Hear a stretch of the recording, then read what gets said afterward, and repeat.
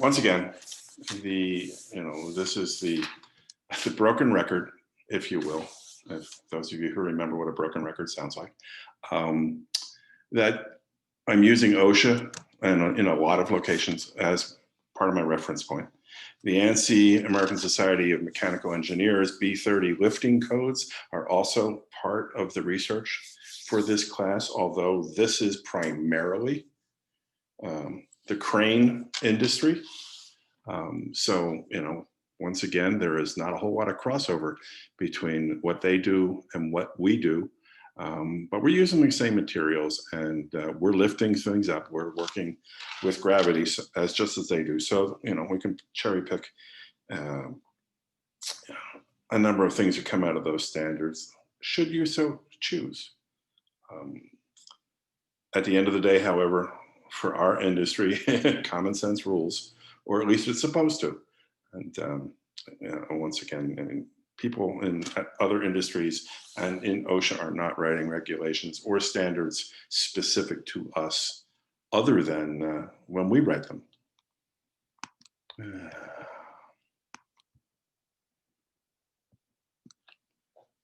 I'm sorry, I like the quote I picked up last week, so I decided to keep doing it. This one doesn't quite fit, but it was close enough for me. So we're going to talk about slings, and specifically we're going to talk about steel slings to start, and then we're going to do synthetic slings and shackles. And we got to save time at the very end for the shackles because there's a little treat for you at the end there. So that'll keep you around for the rest of the class. But we're talking about steel slings, and they look like that. No big surprise. I don't know who Kennedy is, but that's okay. We're working with wire rope, and the wire rope that we're using, the configuration of the wire rope is, for the 3/8 size wire rope, we're dealing with 7x19 galvanized utility cable. And I'm just going to go through this one time because it'll come up a few times during the class. But 7x19 wire rope identifies the name identifies its construction. I have 7 bundles, 1, 2, 3, 4, 5, 6, with 1 in the middle, and each bundle carries 19 strands. So there's 19 wires or strands in each bundle. Now, it's important for all of us to remember that the way the entertainment industry identifies wire rope and the names they use are different from construction and industrial applications. Most standards you'll see in the B30 standards, they will refer to this bundle, what we call a bundle, or any one of these bundles, they will refer to it as a strand. And each one of these individual strands that we call them strands, they call wires. I don't have a need to change the entertainment industry, and I'm not going to take on the other guys. But it's good to remember that when we talk about bundles and strands, we are talking about the same thing. We're talking about that group. And when we're talking about wires, and we're talking strands, they're talking wires, that's the individual wires in each one of those bundles. Okay. So, as I said, this is a typical wire rope sling. That's 3/8 diameter, so it is 7x19 galvanized utility wire rope. When you get to 1/2 inch, most of the manufacturers in the US will use a 7x19 IWRC, independent wire rope core. Its construction is a little bit different than the galvanized utility cable. It doesn't really matter to us, but I thought I'd toss that out there as a little bit of trivia for you. And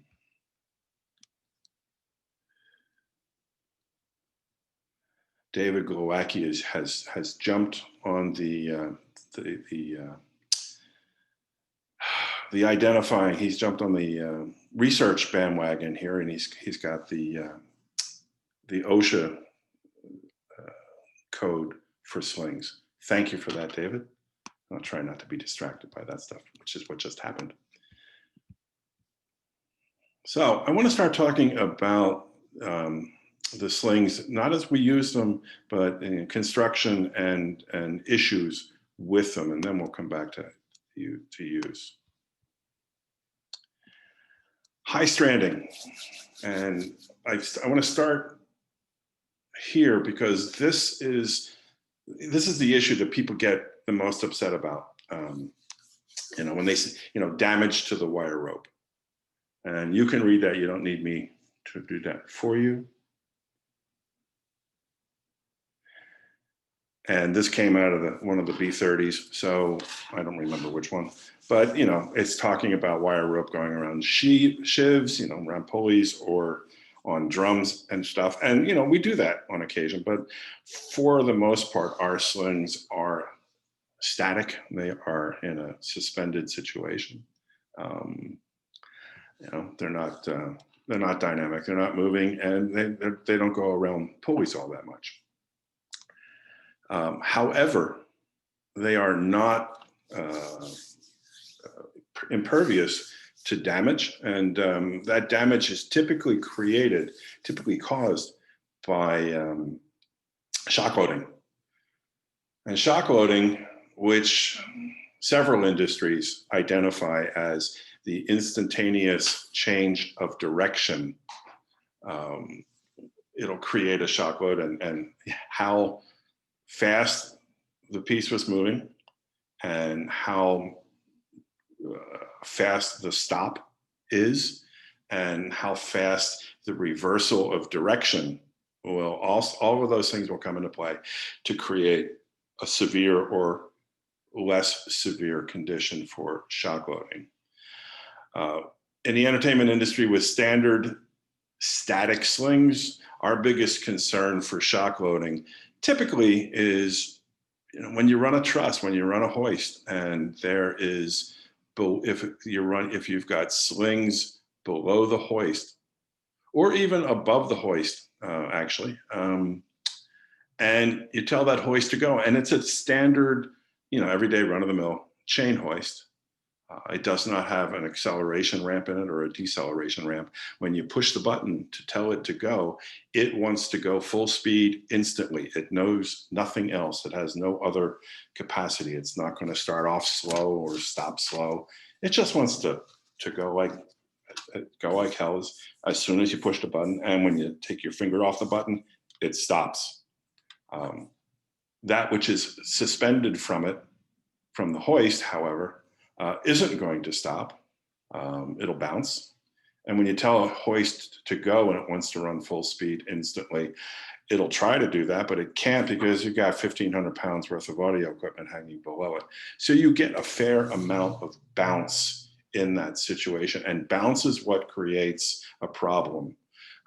Shock loading results in the truss bouncing, and that bouncing is transmitted back up through all of the rigging system back up to the building steel.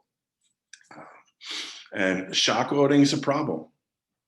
It creates weakness in the wire rope. It will lower the capacity of the wire rope. And in certain situations, we're not working with as much headroom, if you will, as we tend to think we are.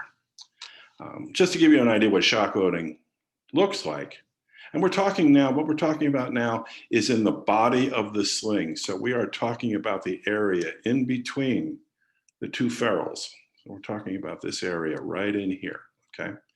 That's where shock loading can occur and will manifest itself. And one of the ways it manifests itself, or there's a bunch of ways. You may have seen these, and you may have run across these on occasion. And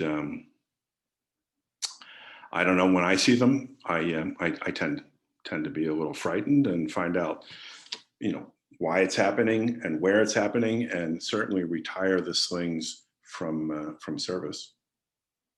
Okay, so those are a couple of examples. This last example, this is the the Oscar-winning example of a shock load. And I want to use it just to describe very briefly why shock loading and damage to the wire rope is a serious concern. In this particular case, and please ignore the whipping on either side, because that's what's in the photo that this is a photo I stole out of the wire rope user's manual. And it was on there, I'm not exactly sure why, but it was not there when the situation developed, when this whole birdcage thing happened. One of the things the reason this is happening is because whatever it's been holding up has been bouncing. So you're applying tension and releasing tension very quickly to the wire rope. So you're stretching it, relaxing it, stretching, relaxing it, and you're doing it for a while because bouncing takes a while and it'll keep going. And that effect will still be happening even after you can't see it anymore, especially from 50 feet away. To give you an idea why this is such a dangerous condition, I want to point out that this bundle right here is the center core of the wire rope. If you'll remember going back, we have a center core. The one that's sticking out in the other image, that's this bundle right here. So going back. So what has happened here is it's stretched and the center core has pushed against the other 6 bundles and forced them out in this aesthetically pleasing but very dangerous condition. And it's pulled itself out also. The reason that this is dangerous is because the wire rope that this center core is getting to be able to push itself out like this is coming from this area right in here on both sides. So it is stretching all of the strands in that one bundle, in that center core bundle. It is stretching all of them right in here and right over here. One of them has broken. I don't know how many more have broken in here, but they're all, with this amount of wire rope, this bundle sticking out that far, all of the 19 strands of that center core bundle right in here are stretched to the max, and they're ready to break. Now, why am I telling you this? It's because we do this on a regular basis. We don't like doing this. This is when we're hanging a hoist or whatever, and we have to choke around the beam. And it's not always just a beam. It could be any shape overhead, okay? In this situation, we are hanging a 3/8 sling to hang a 1-ton load. And that 3/8 sling has a working load limit of approximately 1.4 tons. Now, we're hanging a ton off of this. We're able to hang a ton off of this because that's what we would put on a 3/8 sling. We'd put up to a 1-ton hoist. You would not put a 2-ton hoist on a 3/8 sling, not unless you wanted to suffer the slings and arrows of everybody else in the room and have to take it down and do it properly. And properly being on a 2-ton point, you'd have to put a piece of 1/2-inch wire rope. So we get a piece of 3/8 wire rope here. It's got a rating of 1.4 tons. We're putting at least a ton on it because that's what the hoist is able to carry. And as most of us in the room today know, we can put more than a ton on it because we can cheat. And we know that, especially with a lodestar hoist, we know that it has extra capacity. And we cheat on a regular basis. Now, if we have damaged this sling, or if we're using a damaged sling, and we're getting, a ton, 1.2, 1.3, 1.4 tons worth of gear hanging off of this, and I've got damaged wire rope here, we're starting to lose whatever headroom we had that was developed by the design factor. And while it's true, yes, that this wire rope has a breaking strength of 14,000 pounds, 14,400 pounds, you start losing that really quickly when you start having damage like this. Yeah. So I'm bringing this up because I want you to be always aware that damage to wire rope is can be a significant problem.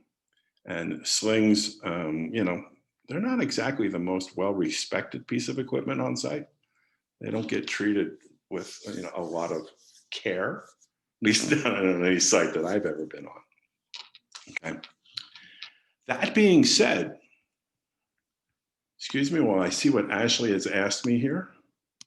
Does the perpendicular force of the other shackle decrease the working low limit of the live end of that swing significantly? Thank you. I skipped over that. I was going to come back to it, but we'll do it now. Yes, what you're asking, Ashley, is what does this do to the working load limit of the vertical leg? And in this situation where the line is coming straight down and we don't have any deflection on the vertical leg there, it's not doing anything or nothing worth noting. It's when this shackle is over further under the I-beam and we're pulling that down leg at an angle, because what you're doing there is point loading the wire rope. You're applying all the pressure right to that point underneath the bell of the shackle. And Murphy's Law says that when you do that, it'll be right on a spot that has all that damage shown to it from some shock loading that had happened to it previously. And this is even before you've put a weight on it. When you put a weight on it, now this wire rope wants to go straight. It can't go straight because the shackle's holding it over. It's breasted it over a little bit. And now you have a real problem. So the answer, Ashley, is yes. Now, just to make things a little more confusing,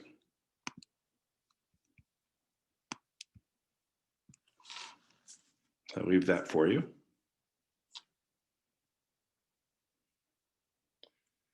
While you're reading it, you should know that this comes from the crane industry. This is not a guidance for the entertainment industry where we hang stuff over people's heads all the time. This came out of the crane industry.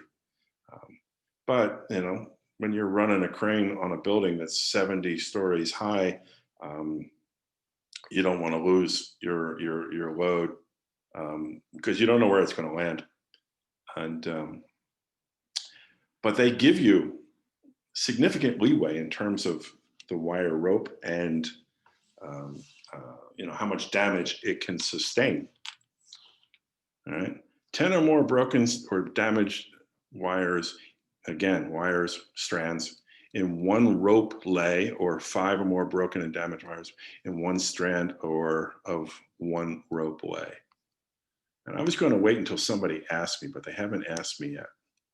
So there it is. Thank you, Mr. Powers. That was, before I go there, Scott Henkel said, is it codified anywhere to not use broken wires in entertainment standards? No, it is not. It is common practice to not use a piece of wire rope, whether it's a sling or a counterweight lift line or any other incidents in the entertainment industry. It is not codified anywhere that I'm aware of anyway. Everybody who sells wire rope and wire rope slings is happy that we do replace it, however. Going back to Mr. Powers' question of defining a wire rope lay. Look, a wire rope lay. And it's important to remember this sentence right here, this line right here. A lay is not 2 inches or 5 inches or anything. It is the length of one bundle making a full trip around the circumference of the wire rope. So you can see this bundle starts out visible, goes behind the rest of it, makes its way around, and then comes back out again. That is a lay. And when we talk about the number of broken wires per lay, that is what they are referring to. Clearly, for what we do, we don't tolerate that. We would never tolerate 10 or more broken or damaged wires in one rope lay. Now, that when they say 10 or more, They're not talking about one particular bundle. They're talking about all 7 bundles in that leg, in that distance. What they are saying is you get 10 or more, and you got to get rid of the wire rope. Or if you have 5 in only one of those bundles, if you got 5 broken strands, can you imagine if you had 5 broken strands in a bundle and one of your fellow riggers saw that? They'd be yelling and screaming and hollering and wailing and gnashing of teeth all over the place. Okay.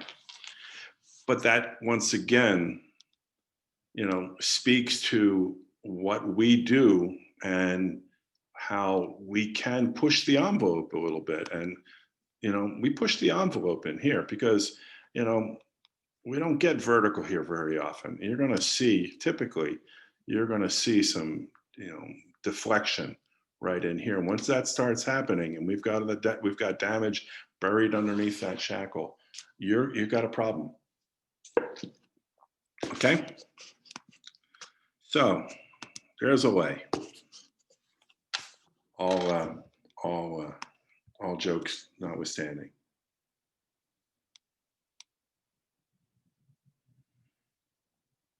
I'm reading Ashley's question, which is, are the out-of-service guidelines codified differently for gear versus human stunt fly lines, or is it just common sense to have 0 tolerance for human lines? Well, it is common sense to have 0 tolerance for human lines. And the Performer Flying Standard does address this. I don't have that information in front of me. If we have time later on today, later on this morning, this afternoon, I can pull that standard up and we can take a look at it.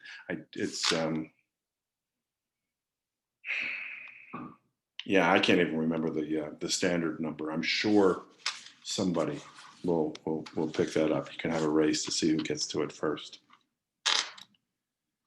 So let's move on. So we've established that high stranding, which is where we started that conversation, is a problem, and high stranding can be manifested. It doesn't have to have all that really significant damage to it. It could just be a bump. It can just be the wire rope sticking out, a bundle, or maybe a couple of strands or something. And it's a problem. That is not, the high stranding in the body of a sling is not something that gets reported terribly often, at least not to me. This problem, however, the high stranding in the eyes, and it's in the thimbled eyes of the wire rope slings, I hear about all the time. And I want you to read that, and then we'll move on from there.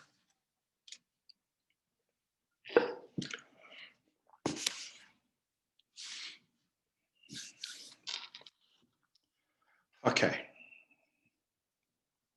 So what they're saying is that because we're working 2 legs of wire rope here, we've got this one and we got this one in the eye. If you've got damage up here, it's much less significant than what's going on in the body of the sling, because we've effectively doubled our capacity here because we have legs on both sides of the attachment device. Okay. This can be, I think, more easily seen with a standard basket configuration for for what's called a 1-ton point. Once again, I got a 3/8 sling here. It's got a working load limit of 1.4 tons. But in a basket configuration, I have 1.4 on this side and I have 1.4 on that side. So we've doubled our capacity, but we haven't doubled our load because we're never going to put more than a ton and change on this sling. So what they're saying about the eyes not being a problem because of the double leg configuration, this is a pretty good example of that in a larger, I guess I'm thinking, more easily seen or maybe more easily understood application.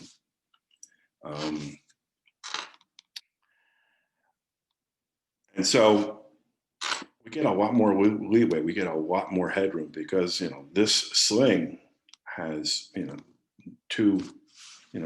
twice the load capacity of a single sling.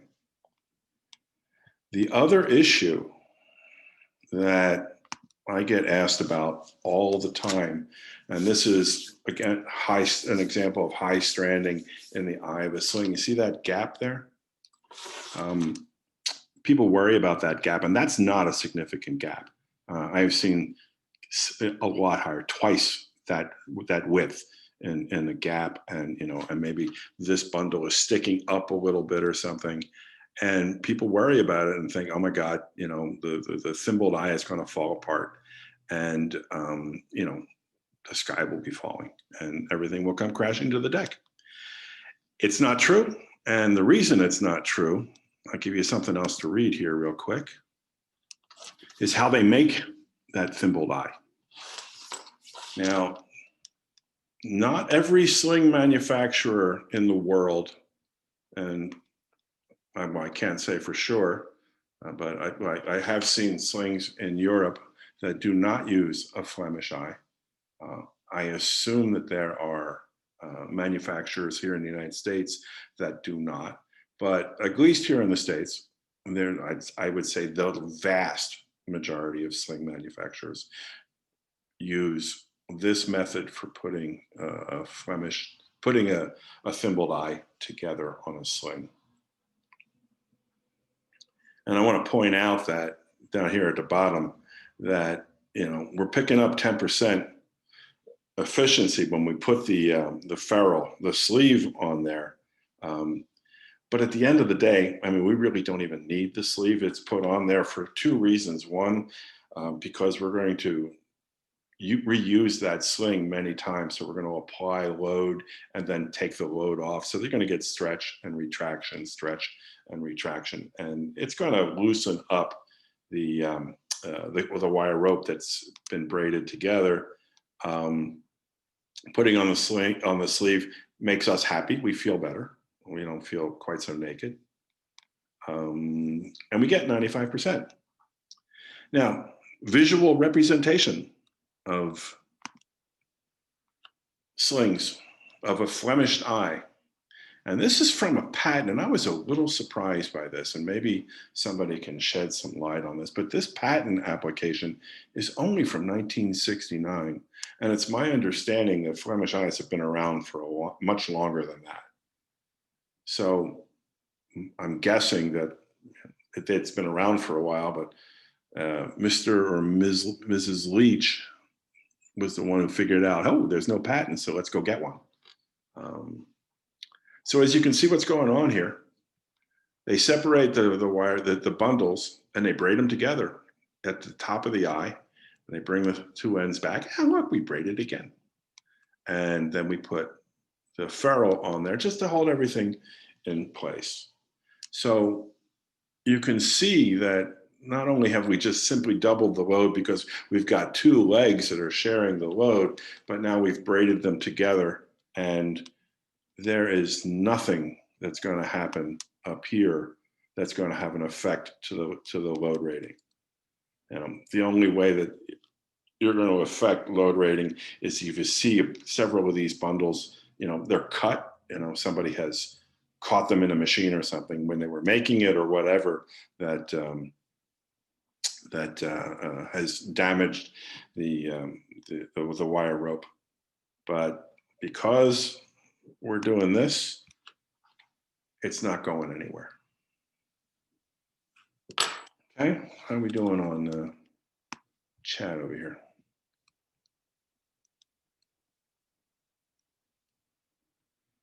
So Michael, wait a second here.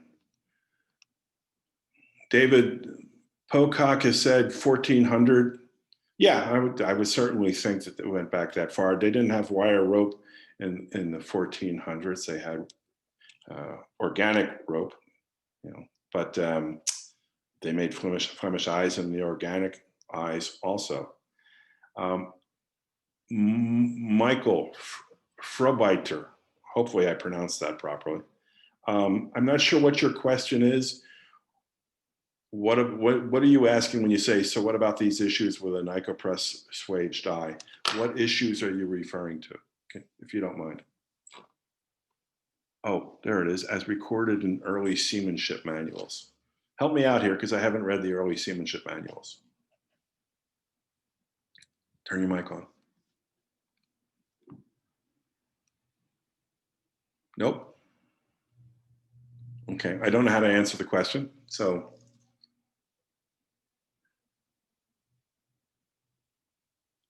Making slings from scratch. So you're asking about making a sling without the Flemished eye. Well, everything holds true with the sling up to the point, including the point of you're doubling your capacity in the eye because you're sharing the load on two legs, if you will, in the thimbled eye. You just don't have the added confidence that the eye is not going to fall apart.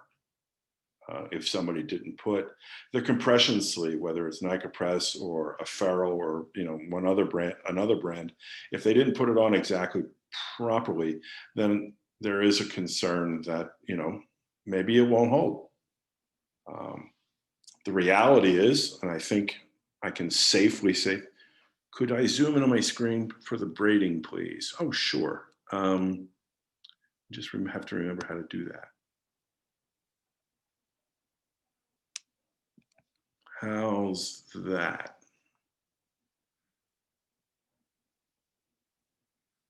Right. Okay. So just to repeat, I love the Flemished eye because the ferrule, while it's not an afterthought, it's not it's not like we don't need it. We want it to be there. But if it was a static application, it never moved, we wouldn't need the ferrule. We need that ferrule Nicopress connection, compression sleeve, if you will, because we remove the sling and we put it into a system, take it out, tore it, the whole 9 yards. Okay.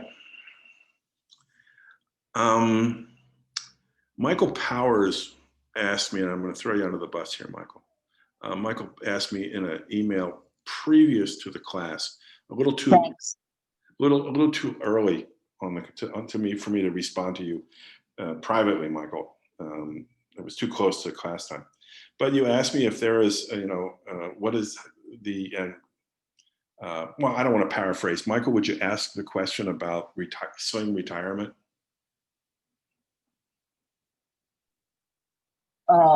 When we wrap a sling around an I-beam, it's going to get deformed. We know this. It happens.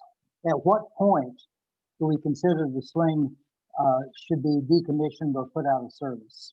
Well, I'm glad you asked that question. This is not a setup, but I'm glad you asked the question. So I could give you my pat answer for this. There is a very specific scientific formula for determining when to retire a sling from service. And that formula is called the oh shit formula.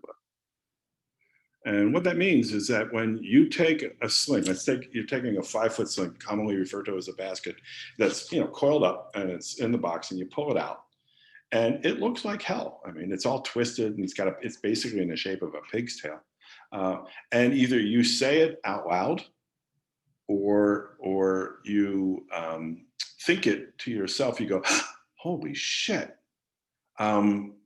That's your gut reaction telling you that you need to stop and reevaluate that situation. That's the sling saying to you, I've been around for a while and I'm all beat to hell. And, maybe it's time that you retire me, but you've got to at least stop and look at it. Yes, you're right, Michael, that slings get beat up all the time. They last for next to forever. And one of the main reasons is that, most of the time we're putting them into a basket configuration. So we have, that dual leg scenario where we're spreading the load over two legs of the sling, and we've increased our capacity. Padding is something that we do. You can quote me on this one. It doesn't make me any friends out there, but burlap isn't designed to be padding. Burlap is designed to hold potatoes in a bag. and do other, things, menial tasks like that. But we have taken it and we use it as padding under the slings. I don't think it's worth a damn. Scott, I'll be right with you. I don't think the burlap works worth a damn. I don't think carpet works all that well either.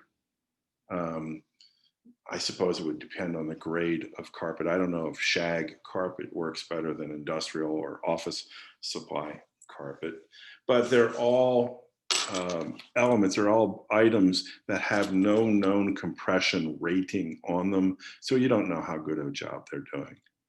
If you really want to get a piece of burlap to work and to effectively protect the sling, you're going to have to fold it a whole bunch of times and make a really big pad out of it. And even then, you have no way of measuring it. Which segues, I think, nicely into Scott Oliver's question of how much kink is acceptable before retirement. There are two things that happen to a wire rope swing. They bend at that corner or they kink. Now, when a wire bends, it hasn't lost all its capacity to go back into its original shape. It hasn't lost all of its memory, if you will. And that's not in such a bad condition. It's not great. It has reduced the capacity of that sling to a certain extent, but it's not that big a deal. When you have a kink or multiple kinks in the corner there where the wire rope has gone around the edge of an I-beam, then that's those strands in that bundle are done. They no longer have any capacity because they have literally been kinked. And if they get bent in the other direction, just like Jay Graham used to do with his paperclip, if you bend them in the other direction, they will simply break. Kinks in a wire rope sling, in my world, are cause for replacement. And what you will be looking for is you'll be looking in that corner, in that curve where the wire rope has gone around the I-beam, and that one spot and the apex of that kind of that arc where the wire rope has compressed against the flange, and you will see like something that looks kind of like a pencil line, or like maybe somebody hit the individual strands with like a cold chisel or something, but you'll see a mark. And that's the point where that cable has kinked. You see those, as far as I'm concerned, out they go. But, going back to the crane industry, they would start counting to see how many of them were there and whether or not they could, keep using it or something. And I thought the crane industry had better budgets than we do. We're not going to do that because, everything that we do is critical. It's over people's heads. Hopefully that answers your question, Scott. David has asked, the non-compressed question is where the wire rope, usually less than 1/4 inch cable, is placed around an eye and put through a non-compressed layout and crimp. Typical use is pushing lines for battens. We're straying a little far afield here, David, but I will tell you that if I understand your question correctly, you are right. It's where they haven't used a thimble. They simply wrap a piece of cable around a pipe or some other, reasonably, large device. And then they run a compression sleeve up tight to the pipe and crimp it. So now when you apply load to it, the sleeve isn't just holding the tail from flapping out, which is its only job, really. Now it's being pulled sideways across the sleeve, and it wants to split that sleeve in half, and that's a really bad thing. Okay, let's see here. Oh, okay, moving right along. So I'm going to sum up here on wire rope slings. Sling damage in the body of the sling is something that we have to take very, very seriously because we have no headroom. Damage there, there's no dual load as you have here or in that basket configuration when it goes around the eye. worrying about, oop, that's bigger now, worrying about this kind of issue is, it's not an issue and it's not a problem as long as they have used a Flemish eye. And that's what you would need to find that out. My slings all come from a Liftall, which in the US is the majority manufacturer of slings for the entertainment industry, and all of their slings use a mechanical Flemish die. And you know that I checked on that before I said that out loud. Okay. Before we get on to round slings, one piece of trivia here for you. Let me close that up a little bit so I can see it a little bit better. There we go. People ask me about the color coding on slings and what the standard is. There is no standard. There is no rule that says the slings have to be color coded in any particular way. Although this graph here shows what is normal. Most people do it this way, and they do it this way because they're on tour, and they want to be able to pull the right sling out of the box in a dark room with maybe a flashlight or something. They want to be able to pull the right sling out quickly and not have to mess around with it. In the ANSI standards, in the rigging working group, it's the ANSI standards writing body here in the US entertainment industry, we discussed whether or not we wanted to write a standard to identify the color coding, and we chose not to. And the primary reason, to be honest, was that we have been writing a lot of standards for the rigging industry, which was providing guidance, but it was also making things more formal and taking away some individuality within the industry. And riggers don't always like that, and we realized that we'd be over the line if we said you have to do your color coding this way, and we would probably have had torches and pitchforks at the door. So we didn't do that. But this is what most people do. Because I do not tour, I do production work, one-offs, events, benefits, that kind of stuff, fashion shows, whatever, and there's in many times there's multiple venues, multiple vendors on the scene. We color coded ours differently so that when we strike, we make sure that we're getting ours, and the other people make sure that they're getting theirs.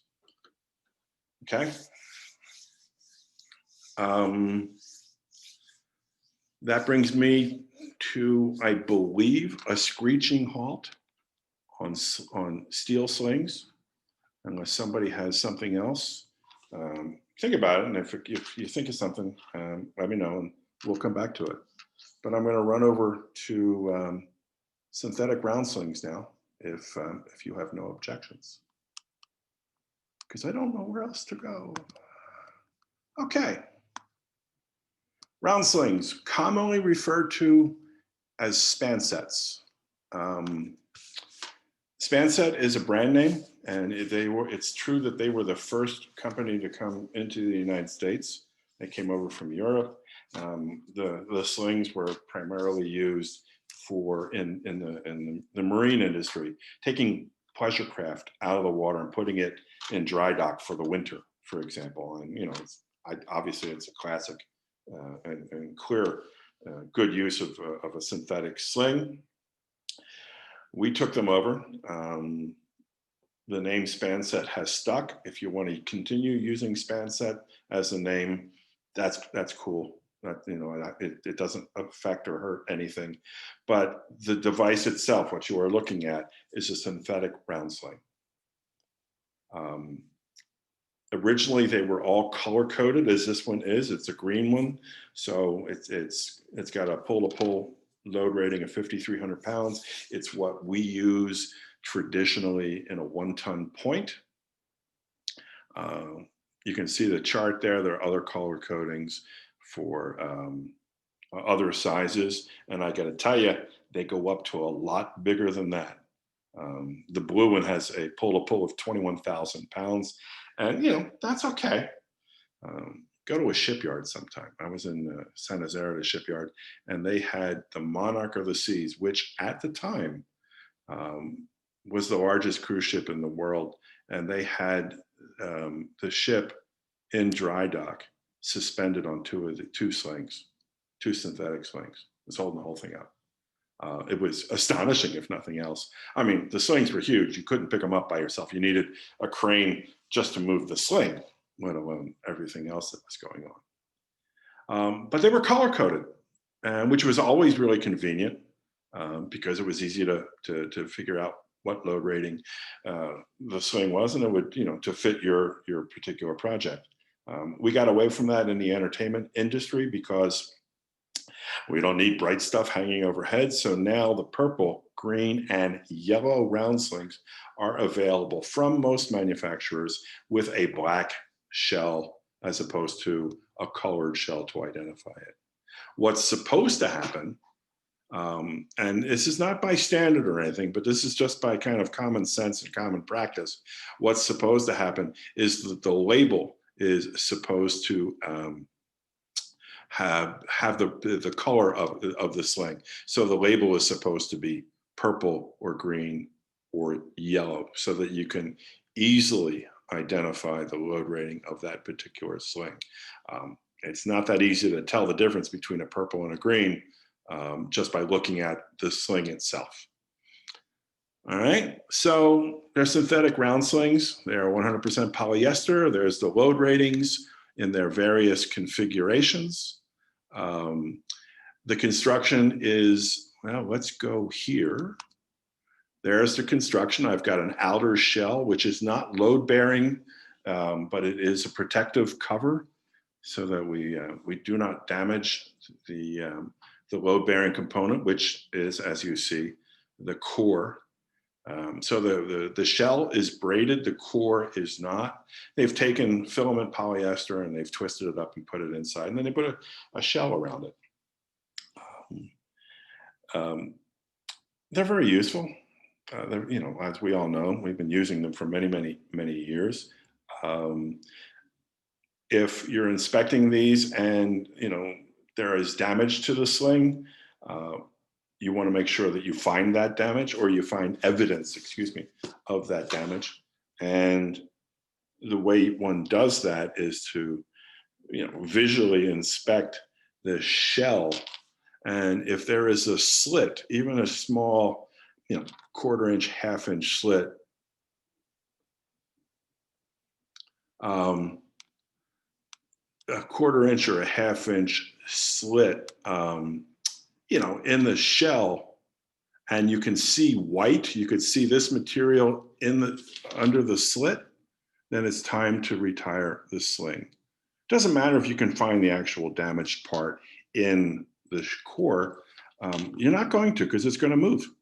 But if there's damage to the shell that allows you to see the core, then you need to retire the sling. Don't ask questions about it.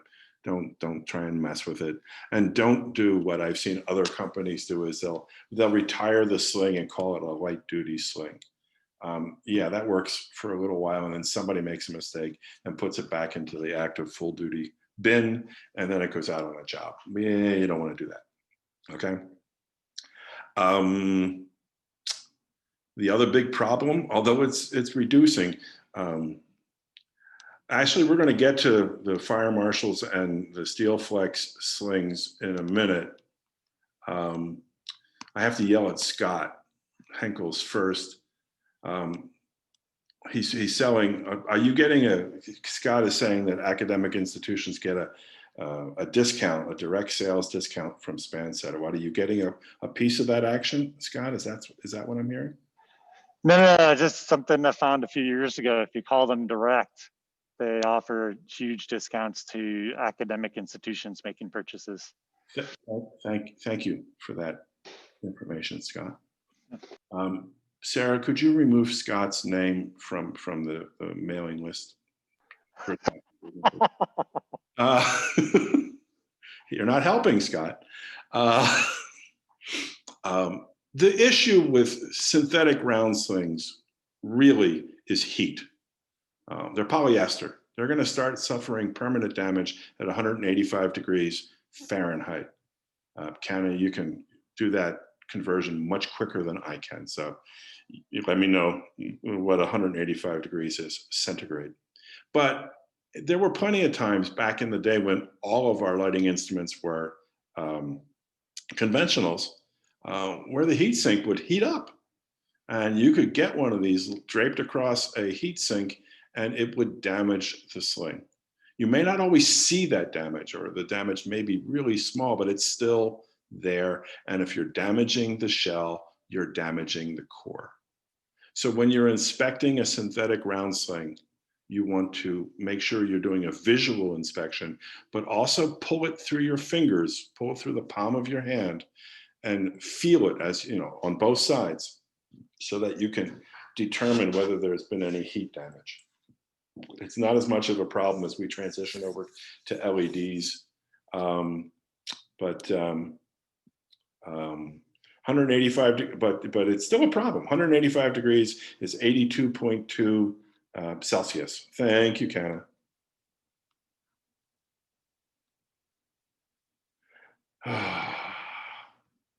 Oh, Scott. I'm ignoring Scott at this point.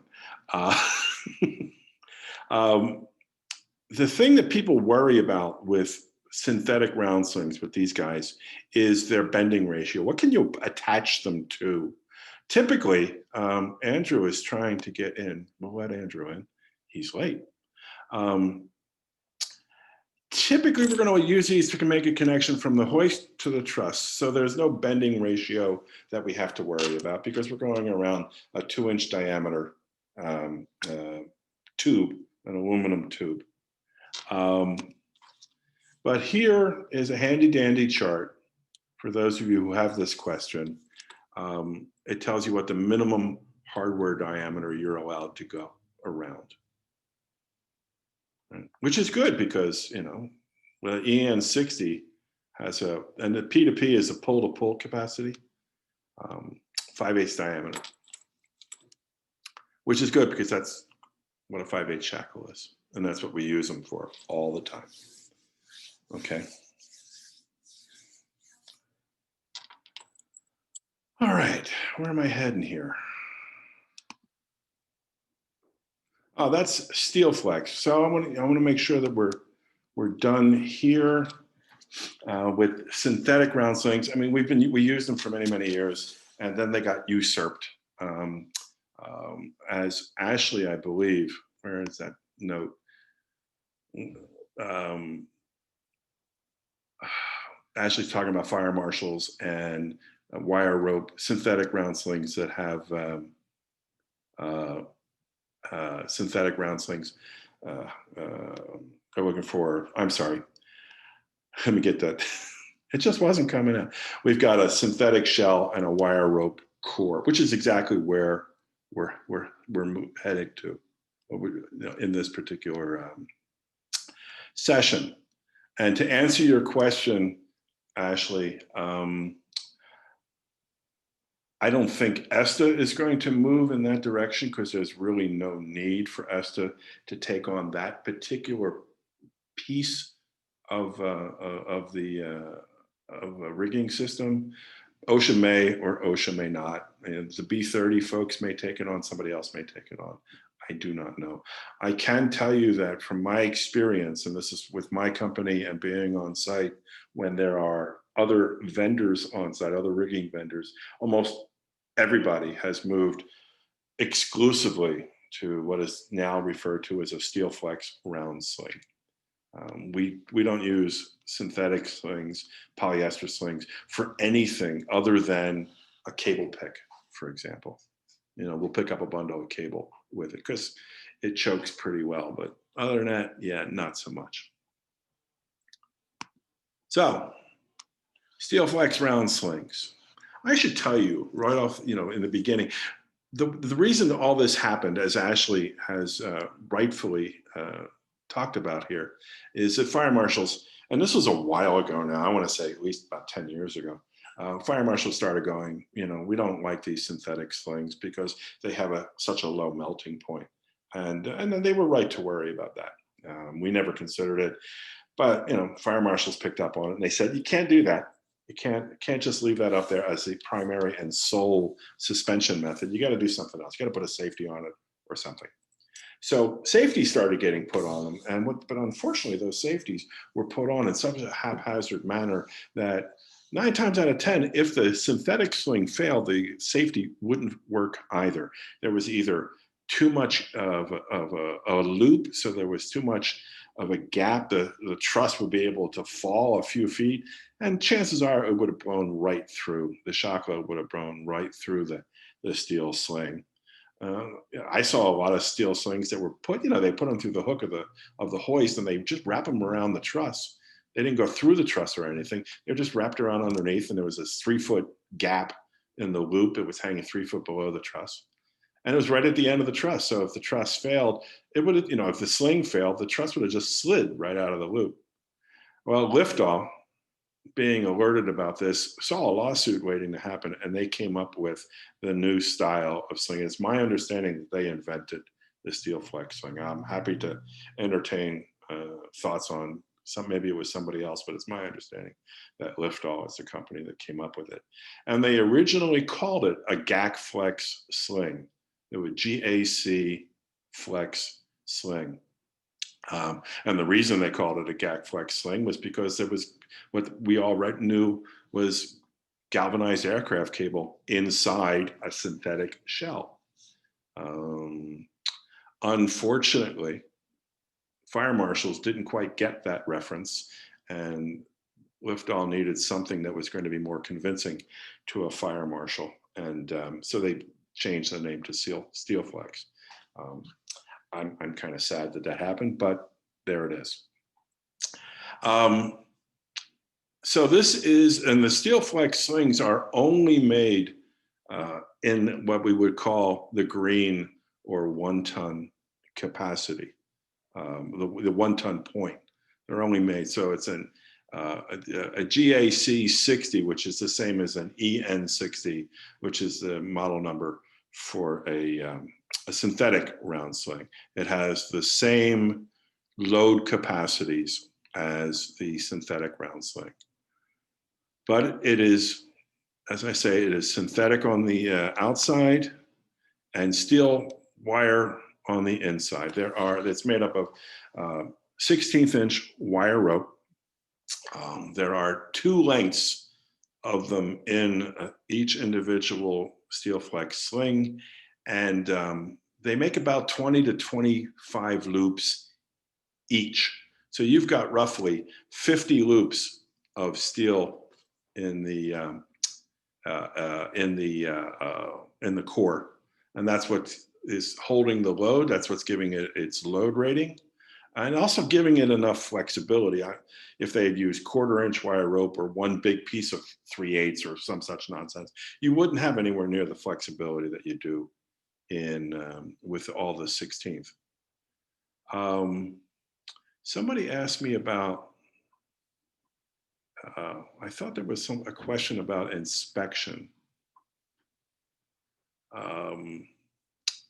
Liftoff, the company that made this particular thing, they put the label and they put a little piece of Velcro. It's attached, wraps around, it's got a Velcro on it so that you can lift it open and you can see the steel sling as the image shows you here. And Liftoff identifies that as an inspection port so that you can inspect that. I would add to that. I mean, it's okay that they put that in there, but you can't rely on that. I mean, because if there's damage way over here on this side of the sling, working this section of steel all the way around to get over here is a royal pain in the butt. And typically you're not going to do it. So you've got to do a visual inspection as best you can, but a tactile inspection, running your hand through it and feeling all of the wire rope inside is an important. It's an important inspection operation also. Okay. Obviously, if you've got broken strands and they're poking through the shell, it is time to replace the sling. When you do that tactile inspection, keep in mind that the wire rope does have to terminate. They will use a compression sleeve to terminate both of those individual lengths of wire rope. So you'll feel a couple of bumps in there. You should be able to tell the difference between a compression sleeve and a damaged piece of wire rope. I have never seen a steel flex sling that had damage to the wire rope core that didn't have damage to the shell. I mean, you had to damage the shell significantly to get to the core and to be able to damage that. Okay, good. I'm jumping around here. Sorry about that. The other good thing about this, where does it say here? Yeah, you're not allowed to expose a steel flex sling to a temperature above 400 degrees. That means it's not the weak link heat-wise in the system. The aluminum is, the truss is, and if you've got truss melting overhead, you have other issues to be worrying about other than just your sling. I would suggest, if you've got that much heat going on, that you should be in a different time zone. All right, 1 hour have we achieved here? Oh, good, we have time. One thing that I'd like you to pay attention to, and this is a directive that came from Liftall, and this is something that it's infrequent, but not all that uncommon. And what they're talking about here is, if you were to just stand there and hold a sling and allow it, and just hang on to it and allow it to hang down, this is what you're allowed in the amount of twist. You know, longer than 6 feet, you get 360 degrees. You know, that doesn't mean you can do it twice or 3 times. You only get one 360-degree twist. With the sling length of 3.5 feet, you only get 270 degrees. You know, not something easily measured, I know, but it shows up every once in a while, and it points to a manufacturing problem. All right, the cables, while they were spooling it into those loops, something got a little out of whack, and you're going to want to send it back to them. You're going to want to send it back to Liftall and get them to replace it. And if you bought it from me, you'd send it back to me. Okay, how are we doing? What do I have left here? All right, what is this? Bear with me here. Ah, that's where it is.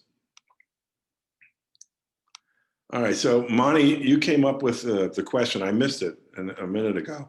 And hopefully I've answered that question about the inspection port and making sure that you take added steps. You want to look at everything and you want to feel the entire sling.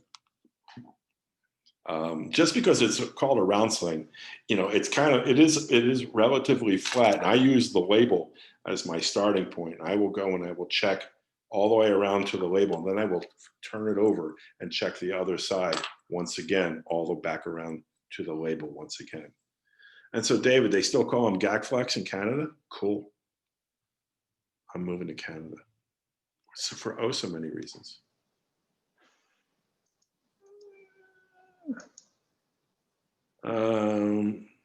Right. Hey, Bill, can I ask a clarifying question? Oh, I don't know, Scott. Okay, so for example, we've got a long sling here. Is a 270-degree rotation referring to a twist that way, like as if we're going into a pretzel twist type thing? I missed the middle part of that. What it's referring to is it will twist on its own. When you take, you know, one part of that circle and let it all hang down, it will twist on its own below your hand. Oh, if it twists on its own. Yes, I'm sorry if I didn't make that clear. Yeah, this is the twist all by its own. So before you do anything with it, other than, you know, hold it up off the ground. Okay. Okay. Thank you. No, thank you. Scott, what do you?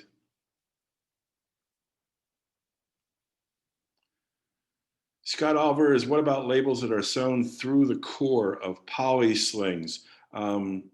It's not supposed to happen. And if it happened on a sling that I had just purchased, I would be sending it back to the manufacturer. I don't think I've ever seen that. I guess you have, Scott?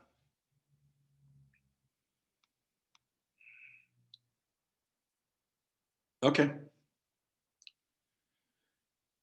What else can, right. Well, nobody's perfect. Everybody, every manufacturer makes a mistake. It's, you rate a manufacturer not always just by the gear they make, but how they respond to their mistakes, which is why I use Liftall exclusively for all of my slings. Uh-oh. What happened? Did that go away for you or just for me?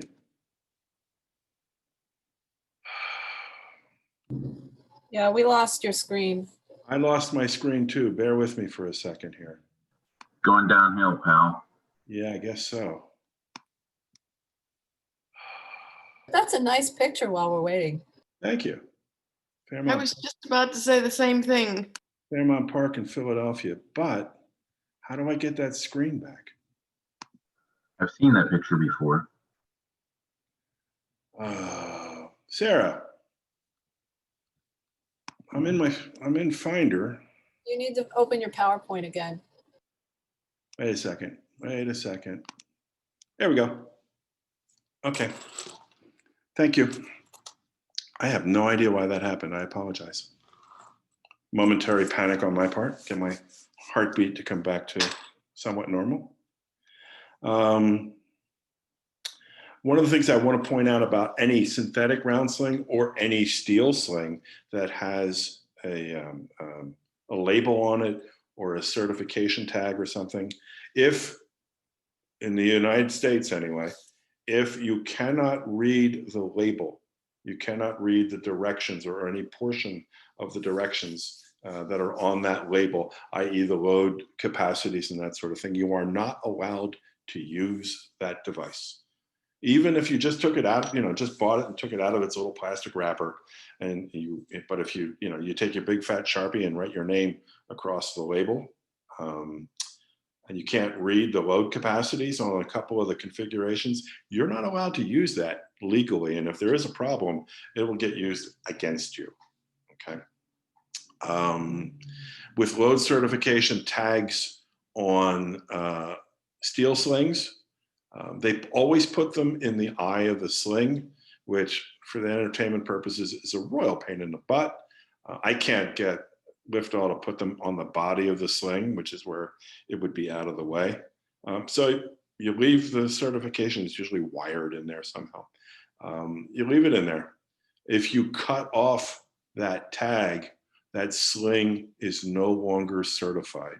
And the use of a non-certified sling is extremely limited and certainly not permitted in any kind of overhead lifting or suspension. Okay, I have lost, bear with me here. There it is, back to chat. Okay, all right, we're gonna move on to shackles, right? We've all seen these, we use them all the time. One more.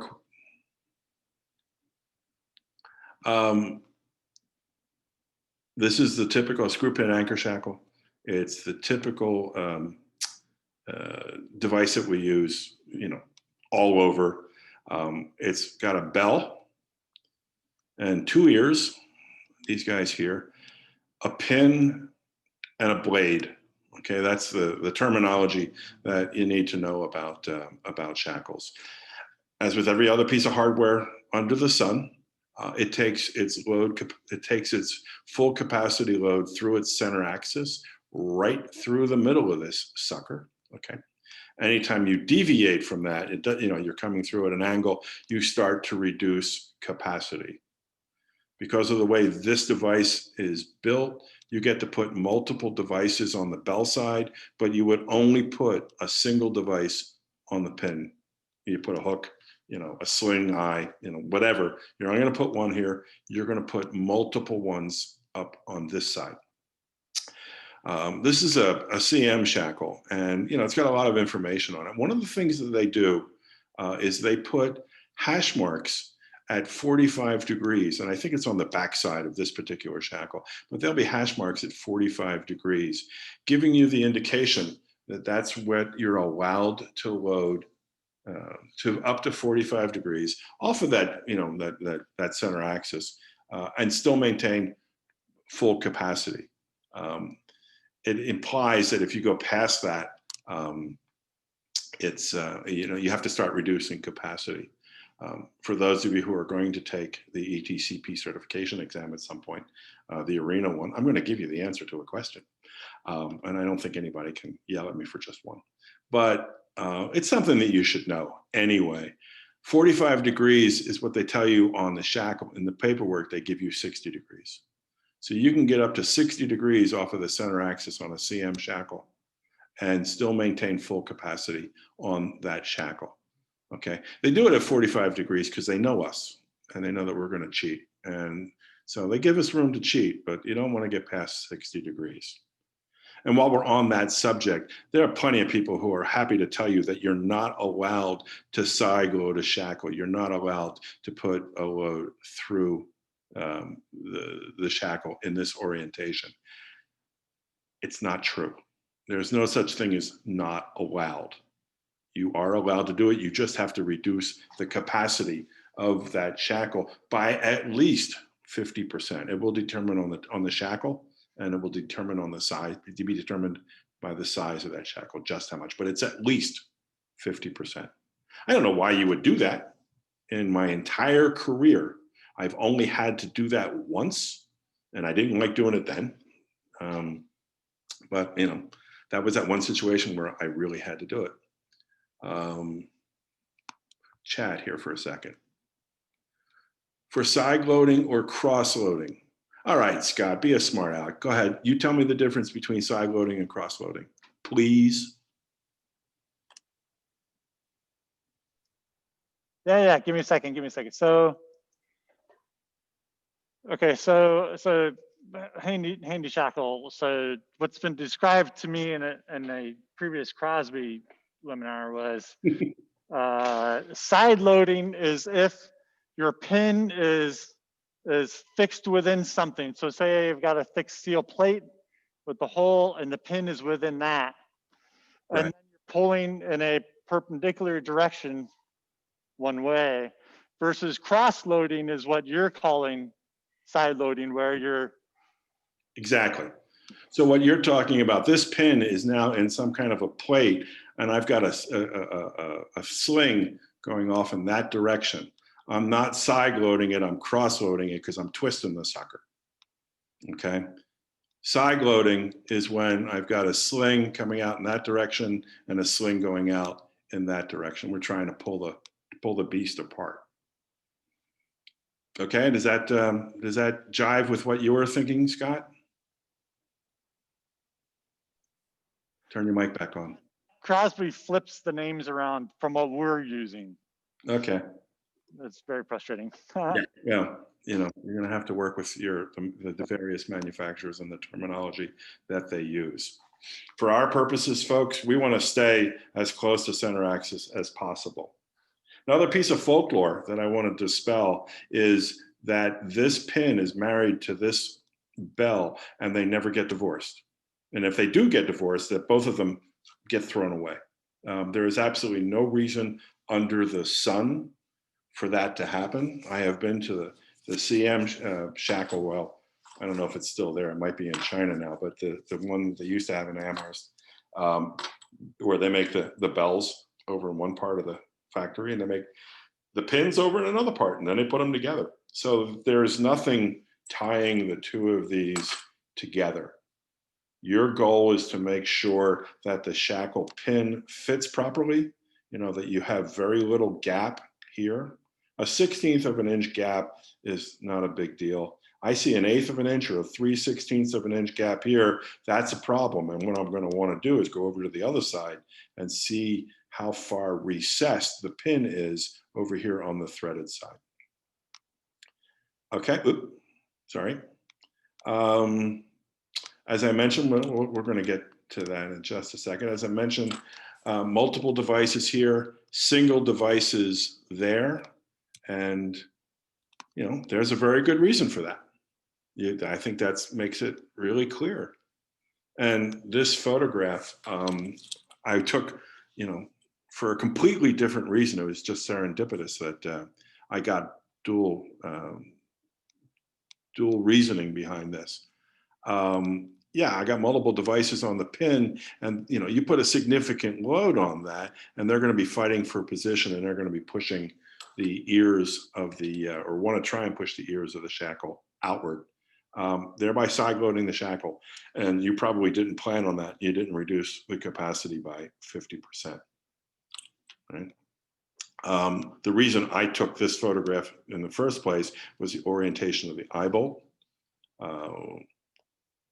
The eye bolt should have been turned in the other direction, because now we're trying to bend the eye bolt in that direction, and it'll fold up right across the shoulder right there.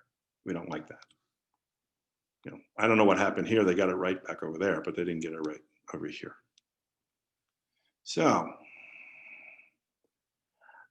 So here's I think, here's the fun part. Yeah, we're right on time here. Here's the fun part. And this is, if you've got an answer to this question, well, let me know. I have never seen a shackle or a sling, a steel sling for that matter, but I've never seen a shackle fail under normal circumstances in the field.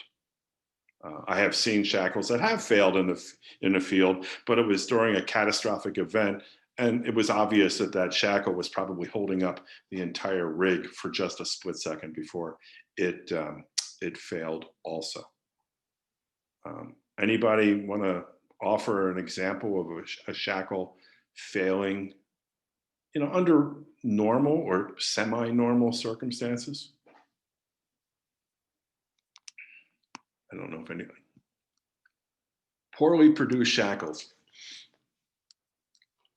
We'll come back to that, David, because that brings up something that I did want to touch base on, but it's more folklore stuff. What I do want to show you are some examples of shackles that have been broken on the test bed at the factory. And one of the things that I want you to remember, and this is not, I don't want to give you carte blanche to do whatever you want to with a shackle. You still need to respect the equipment and treat it in an appropriate manner. But people get their knickers in a knot over shackles. And I got to tell you, it's not happening. And there's a first example. Now, these came from CM, and and they put these shackles on a test bed. This is a standard 5/8 shackle, the same shackle that we use in a 1-ton point, all over the place. I want to point out the label stuff. So it's minimum ultimate regular. So the minimum ultimate breaking strength on this shackle is 54,000 pounds, which means that on average, this thing will break at 54,000 pounds. Well, they stopped pulling at 56,000 and they didn't break it. They beat it up and it isn't pretty, but they didn't break it. Okay. I got a couple more here. So this one, breaking strength, 54,000. They're all going to be 54,000 in their breaking strength. And this one failed. This one actually broke at 50,000, meaning it's the wimp in the group. But when was the last time you put 50,000 pounds on a single shackle? This one, 54 again, pin broke, pretty much where you would expect it to break at 56.9.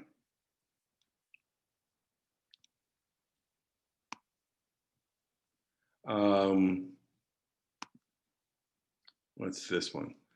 54,000. It broke at 68,000 and they shattered it. And 68,000 pounds will do that. But here's the winner. 54,000 and it broke at 69.5. right? What's this telling you? This is telling you that because we have the shackle has a design factor that provides a significant amount of headroom, we don't have to worry nearly as much about shackles as we tend to worry about them. However, having said that, we also need to remember that shackles are not serialized, they're not marked. We don't know one from the other in the shackle bin or in the bucket or the drum of shackles in the shop. And I would suspect that every rigging company in the United States that has a lot of shackles probably has some that they bought when they first started out. I know I do. I mean, I'm sure. I mean, I got thousands and thousands of shackles, and I'm sure that some of them are in, I bought, back in the early 80s when I started out.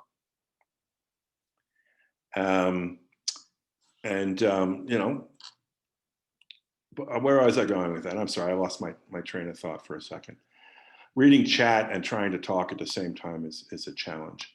So what I'm trying to say is that shackles get used for a really, really long time. And for so many years, they have been abused. They get thrown around. They get kicked off of arena stages 15 feet above the concrete floor. They get trashed.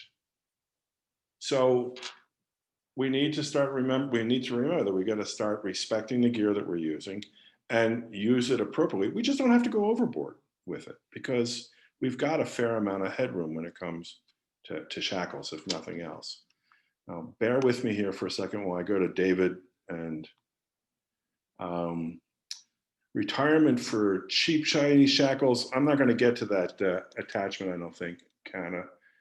But I'm going to talk about that in a second. New arena going up. I had to go there. Say, we were going the construction. So we said they won't use made in China shackles because they see them fail at less than 25%. They're lying. Okay, this pisses me off. I like accuracy. I'm a rigger. I need accuracy. I need facts. And when people start doing crap like that, thank you, Ashley. And when people start talking the crap like that, it's beyond me. I have never seen a Chinese shackle fail. I have never seen an American shackle fail. I have no reports of a Chinese shackle or an American shackle fail. Okay. Chinese shackles got a really bad rap back in the early 70s. But the reason they got that bad rap was the ears on the shackle. This part, their quality control wasn't all that swell, and they were making them too large, and they did not fit into a 3/8 thimbled eye. That thimble is a 3/8 thimble. They didn't fit, but they didn't fit by just a little bit. So what was happening back in the day, you walk on site and you'd be presented with a bunch of riggers kneeling on the floor, hammering shackles into the thimbled eye, because everybody used Chinese shackles back in those days. Right? It wasn't because they failed, it was because they didn't fit. Their quality control was not as clean as American shackles came to be. But in terms of failure, they have seen them fail at 25% working load limit. I don't know that for a fact. I have never seen that happen. I would, if somebody were to say that to me, I would say, show me the documentation. Show me where that happened. I only use domestic shackles, because I know that they are better, that their quality control is better. But, if you're going to tell me don't use something, don't tell me because you made something up or somebody you heard from who heard from somebody else made something else up. Yeah, and the insurance company doesn't care where the insurance company doesn't care where the shackles were made, because they're not going to sue the manufacturer. Insurance companies aren't going to work nearly that hard for their money. They're going to go after the stateside distributor. They're going to go after people like me. We're going to have more insurance than the rigging manufacturer anyway, whether it's CM or somebody in Shanghai. Well, unmarked just, and that's a good point. Unmarked, unrated shackles are something that you would never use. You know, it's got to have a load rating on it. You know, all of the shackles that that you use, whether they're domestic, imported, or they come from Mars, have to have at least a load rating and a size on them so that you can compare them to everybody else's stuff. And can you get those certificates, Kana? You can get them here, but regularly I've found on the building sites, they'll be supplying harnesses, shackles, all sorts of safety equipment that has no marking on it at all. Right. At one point I then go to the contract and say, I'm insisting now on seeing all of your certificates for anything, because anything that I've bought to install on a site, Right. here are my certificates, and we log and file everything neurotically. But you'll find a lot of the contractors here will, you know, they've got a place here called Dragon Mart, where you can literally, it's a warehouse of stuff from all over the world. It started out as all Chinese stuff, but you can buy anything from a chain hoist to fake hair to nail polish under one roof. And a lot of the construction companies will go and buy all of the equipment there, and just because it's cheap. Okay, well, we'll chat later, and maybe you can pick up some nail polish for me. Okay. So I've reached the end of this session, and once again, looks like I'm kind of right on time. And you're right, the Martian shackles, they are pricey, and they have to be quarantined for 3 years. So you know. Wedging on shackles. What do you mean by wedging, Kana? It's a term I don't know. The two. When you've got too much inside of the shackle. Oh, packing. Okay. Sorry, packing Yeah. wedge. So you're doing that to maintain the load in the proper orientation, keep it centered. Is that a fair assessment? No, it's when you've got say 2 thimbles that are too big for a shackle, and they're pulling against the sides, not actually in the burr of the shackle. They're pulling down on the shackle. Right. You see what I mean? And now I understand. Right. Yeah. And I don't know what the term is in America, but in the UK, I've called it wedging, and it significantly reduces the strength of the shackle and causes problems. Right. And at the end of the day, you've got the wrong equipment. You know, you're using stuff that doesn't fit, and you're wedging the damn stuff in there. So there should be, you know, another, well, it could be pair rings, O-rings, a couple more shackles, whatever you need to get that stuff to orient properly. You know, it points to the statement that just because you can do something doesn't mean that you should. If you can wedge something in there, yeah, you can do it, but did you take into consideration that you're now side loading the shackle, and did you reduce the capacity appropriately? Where you could easily add in an oval ring, for example, and a couple more shackles, and solve all your problem, keep all your loads oriented properly through the center axis, and you know, you don't have to worry about it. So next week we're going to be doing ground rigging. And I admit this is something I wanted to do because I think ground riggers have gotten short shrift over the years, and they deserve more respect than they get. I know I'm in the minority, but I don't care. But what I'm hoping for is that those of you today who have done some ground rigging, we'll stop back next week and share some stories, you know, about dealing with not only ground riggers, but road riggers and markings on the floor, you know, or lack thereof of markings on the floor and that sort of thing. And if you have someone else that you know who you think might, you know, benefit from a session on ground rigging and also help us benefit from that session, let them know and have them join up. Okay. I think we've reached nirvana for the day, and I want to thank you all. I'm really enjoying these, and I'm you know, I'm very happy, and I'm honored that you guys keep coming back. I really do appreciate it. Take care, y'all, and we'll see you next week. And don't forget to send me your ETCP stuff.